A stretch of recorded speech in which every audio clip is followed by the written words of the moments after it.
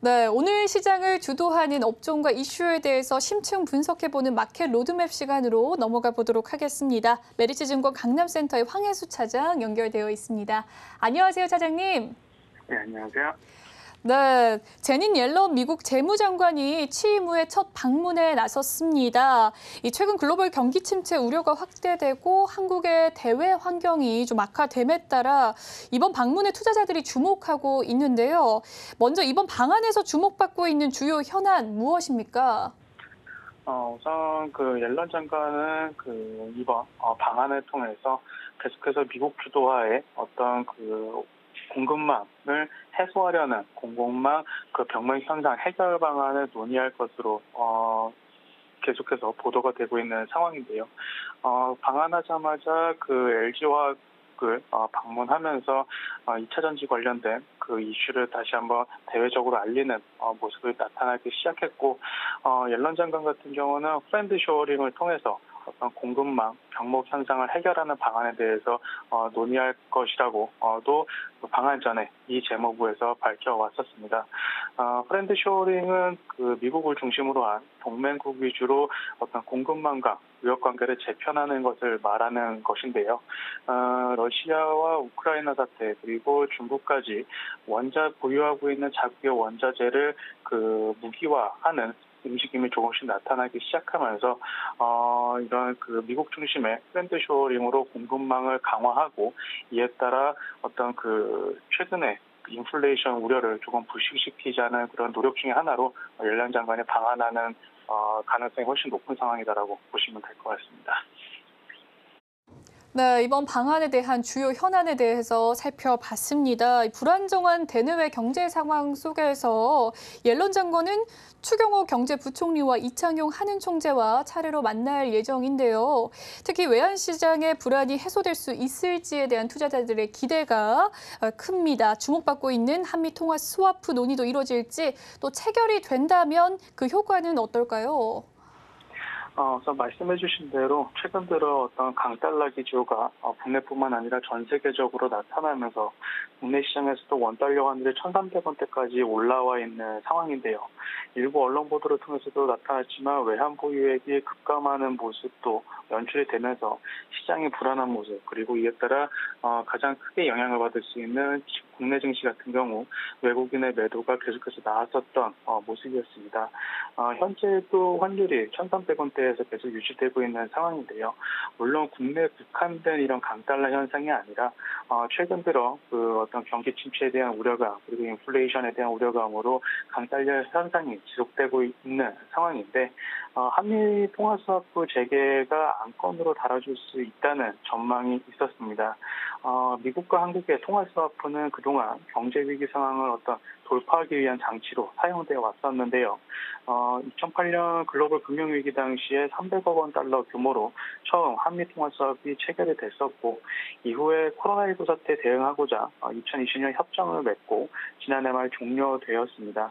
한미 통화 스와프가 체결이 된다면 말씀드린 대로 통화 스와프 같은 경우는 글로벌 금융 위기라든지 이런 코로나19 사태와 같은 대외적인 변수에 대응하고자 했던 정책 중에 하나인데, 강력한 어떤 효과를 볼 수 있는, 시장을 안정시킬 수 있는 도구다라고 말씀드릴 수가 있겠습니다.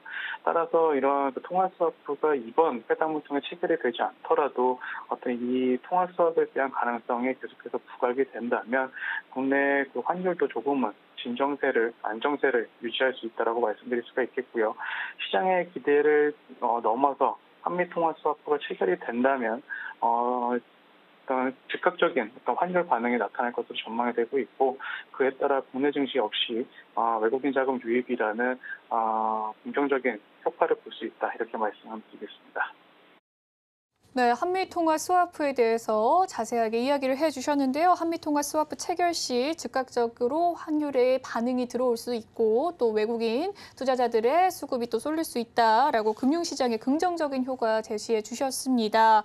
또한 윤 대통령은 옐런 장관과 이 회담에 앞서서 반도체 공급난에 대한 대응을 위해서 추진하는 치포 동맹 참여 문제의 논의 가능성도 밝혔습니다. 이 치포 동맹 무엇인지 궁금한 분들 많으실 텐데요. 치포 동맹은 무엇인지 또한 글로벌 반도체 시장의 재편 가능성과 함께 살펴봐 주시죠.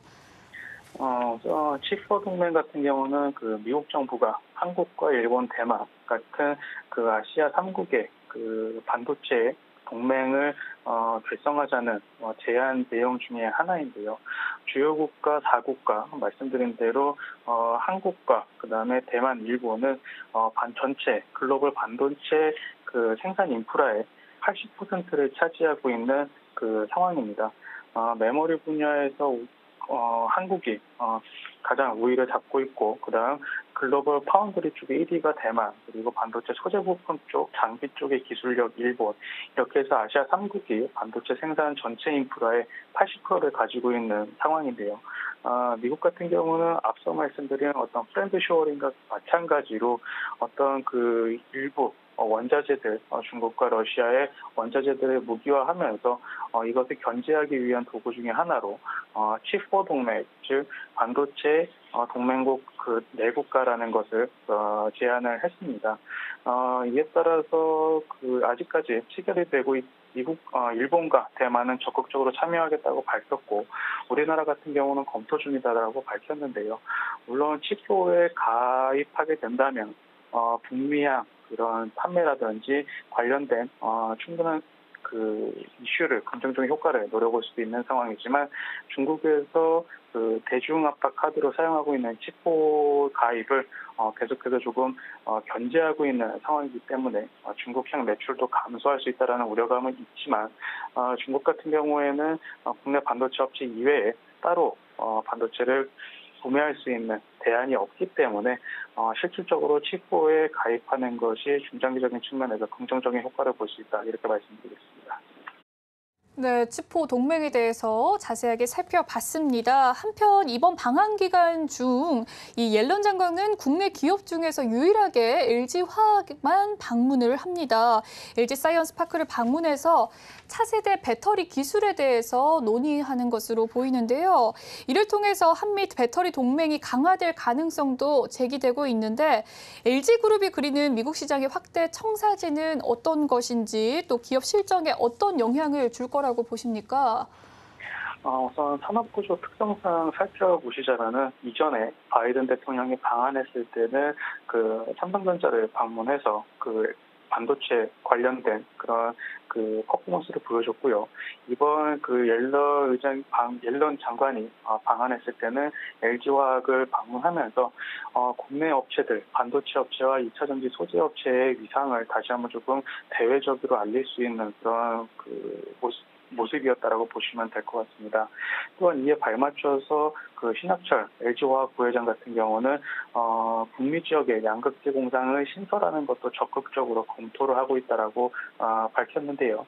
LG화학 같은 경우 전지 소재 분야에만 2025년까지 약 6조 원 가량의 투자를 단행하면서 양극재부터 첨단 소재까지 여러 가지 포트폴리오를 육성할 것이라고 밝혔습니다. 또한 그 미국과의 관계, 특히 LG화학과 GM과의 초창기 단계의 관계에서부터 어떤 그 한미 간의 양국 간의 그 2차 전지 소재를 중심으로 한 관계를 피력하는 모습을 보여줬는데요.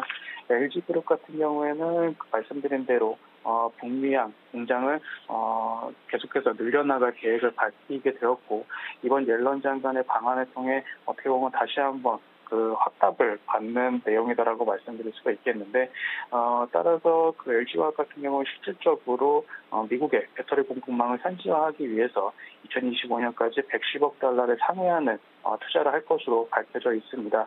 그래서 국내 업체 같은 경우는 그동안 유럽향 매출이 2차 전지 관련된 그런 성장 모멘텀으로 작용을 했다면, 이제는 북미 쪽에 새 시장의 마켓 시어를 큰 폭으로 늘려나가는 원동력이 될 수 있다고 말씀드릴 수가 있겠고요.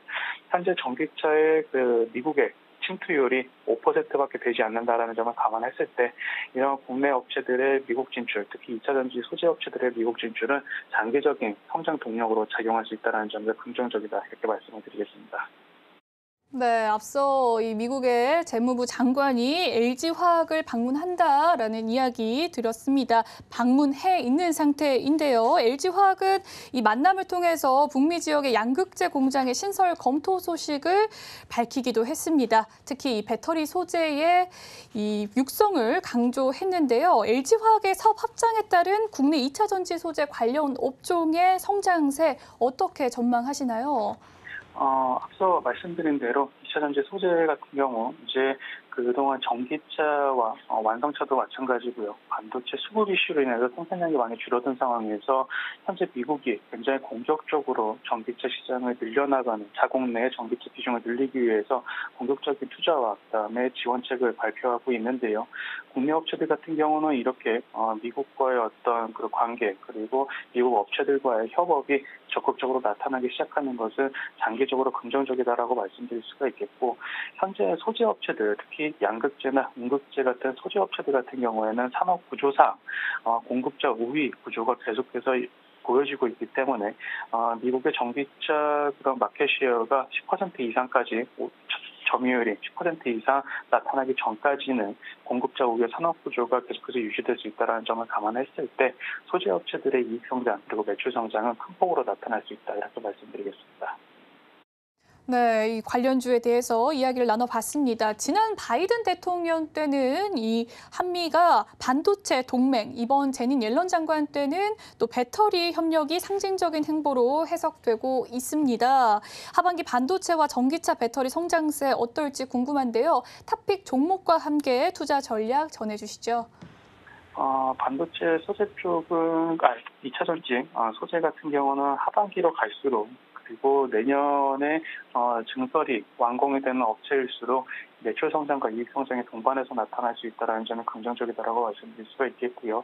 어떤 그 직접 배터리를 제조하는 업체뿐만 아니라 소재 업체들의 이익 성장이 나타날 수 있다라고 말씀드릴 수가 있겠습니다. 그동안 2차 전지 소재 업체들 같은 경우는 이제 어떤 실적에 대한 피크아웃 우려감 그리고 성장이 둔화될 것이라는 우려감으로 주가가 조정을 받았었던 국면이 있는데 2분기 실적 발표를 기점으로 올해 같은 경우 하반기로 갈수록 소재 업체들의 실적은 가파르게 상승할 것으로 보여지고 있고요. 대표적인 양극재 업체인 LNF 같은 경우도 2분기 시장의 컨센서스를 뛰어넘는 호실적이 기대가 되고 있고 3분기와 4분기 역시 분기별 이익 성장에 큰 폭으로 나타날 가능성이 높기 때문에 꾸준한 관심을 가지실 필요가 있다고 말씀드릴 수가 있겠습니다. 또한 단기적인 이슈로는 이제 그 7월 20일 장 마감 후에 테슬라의 2분기 실적 발표가 있는데요. 실적 발표 이후 향후 생산 계획이 발표가 된다면 2차 전지 소재 업체들은 다시 한번 조금 이에 따른 그 주가 변동성이 나타날 수 있다라고 말씀드릴 수가 있겠고 또한 그 빅셀 업체 중에서는 삼성 SDI가 이익 성장적인 측면과 마진율적인 측면에서 동종 업체들 중에 가장 높은 이익률을 기록할 가능성이 높다라는 점에서 관심을 가지실 필요가 있다 이렇게 말씀드리겠습니다.